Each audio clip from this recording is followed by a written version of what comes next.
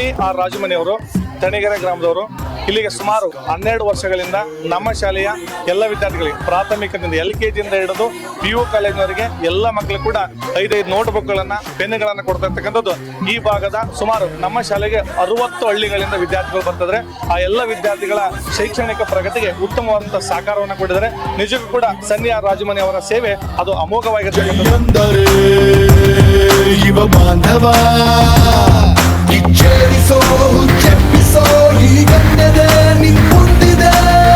ಮೊದಲನೇದಾಗಿ ನನ್ನ ಹೆಸರು ಸನ್ನಿ ಆರ್ ರಾಜಮನಿ ಅಂತೇಳಿ. ಇದೇ ಚನ್ನಗಿರಿ ತಾಲೂಕು ತಣಿಗೆರೆ, ನಂದು ಪಕ್ಕದ ಗ್ರಾಮ ತಣಿಗೆರೆ. ನಾನು ಗೌರ್ಮೆಂಟ್ ಸ್ಕೂಲಲ್ಲಿ ಓದಿರೋದು. ಒಂದು 12 ವರ್ಷದಿಂದ ಈ ಪ್ರೋಗ್ರಾಮ್ ಮಾಡ್ಕೊಂತ ಬಂದಿದ್ದೀನಿ. ಮೊದಲು ನಾನು ಒಂದು 2-3 ಸ್ಕೂಲ್ಗೆ ಅಷ್ಟೇ ಕೊಡ್ತಾ ಇದ್ದೆ.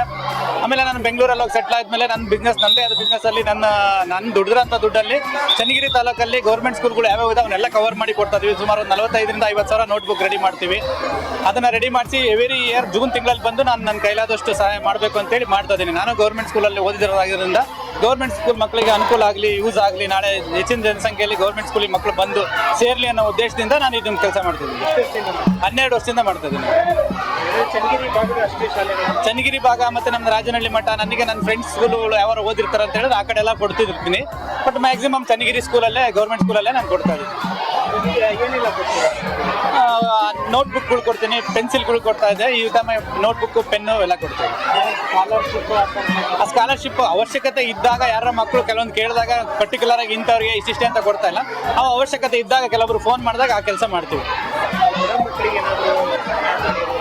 ಸದ್ಯ ಇದುವರೆಗೂ ನಾನು ನೋಟ್ಬುಕ್ ಒಂದೇ ಕೊಡ್ತಾ ಇರೋದು. ನೋಟ್ಬುಕ್ ಯಾಕಂದ್ರೆ ನಾನು ಸ್ವಂತ ನನ್ನ ದುಡಿಮೇಲೆ ಮಾಡಿರೋದ್ರಿಂದ, ನಾನು ಯಾವ್ದು ಪೊಲಿಟಿಷಿಯನ್ ಅಲ್ಲ, ಮತ್ತು ನನಗೆ ಬೇರೆ ಯಾವುದು ಸೋರ್ಸ್ ಇಲ್ಲ. ಇದು ನನ್ನ ಸ್ವಂತ ದುಡಿಮೇಲೆ ನಾನು ಮಾಡ್ತಾ ಇರೋದ್ರಿಂದ ನಾನು ಇದೊಂದು ಟಾರ್ಗೆಟ್, ಇದೊಂದು ಕಮಿಟ್ಮೆಂಟ್ ಅಂತೇಳಿ ನಾನು ಫಸ್ಟ್ ನೋಟ್ಬುಕ್ ಕೊಡುವಾಗಲೇ ಪ್ರತಿ ವರ್ಷ ನಾನು ಬದುಕಿರೋವರೆಗೂ ಕೊಡ್ತೀನಿ ಅಂತ ಹೇಳಿದ್ದೀನಿ. ಹಂಗಾಗಿ ನೋಟ್ಬುಕ್ಗೆ ಒಂದು ಫೋಕಸ್ ಮಾಡ್ತಾ ಇದ್ದೀವಿ.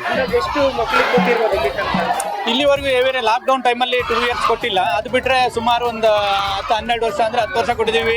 10-15,000 ಜನ ಮಕ್ಕಳು ಅಂದ್ರೂ 1-1.5 ಲಕ್ಷ ಜನ ಮಕ್ಕಳಿಗೆ ಕೊಟ್ಟಿದ್ದೀನಿ ನಾನು.